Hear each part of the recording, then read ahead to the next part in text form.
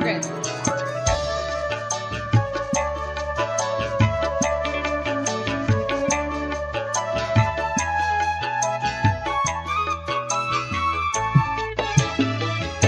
Tindak pundi Mbak Ayu, badhe tindak pundi? Tindak peken.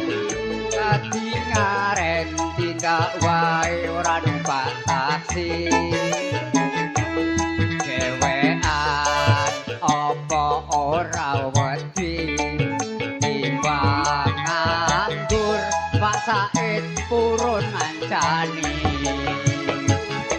Kekleresan mas alias kebetulan belanjani kata rada kabotan. Yo tak rewangi Dik. Yen purun enggal-enggal ngrencangi adakan omah mangke kula opai. Janji lho ya. Ya. Oh, Ya. topir wong legan golek momongan. Niti blonjo napa Mbak Yu badhe tindakan. Ampun gelawas sampean ampun jiwa. Boten nggih. Rondo anyaran ditinggal lunga. Masuk. Awan-awan lunga blonjo ning pasar pae. Kowe Prawan rondo kanggoku gak patek penting. ning Semarang mas tuku gelang karo andeng ante aja sumeran najan rondo dijamin gempe. Masuk.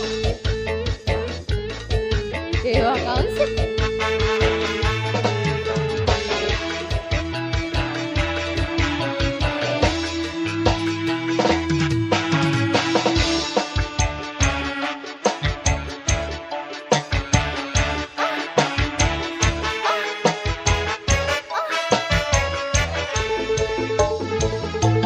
Ya pundi Mbak Ayu badhe tindak pundi?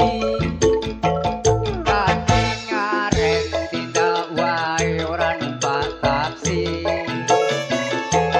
Dewean apa ora wedi timbang nganggur Pak Said purun ngancani. Lesan mas alias kebetulan belanjani kata rada kabotan.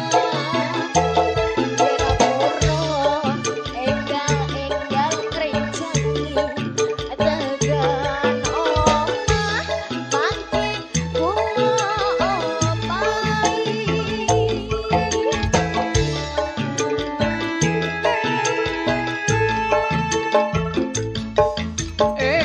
Topir wong legan golek momongan.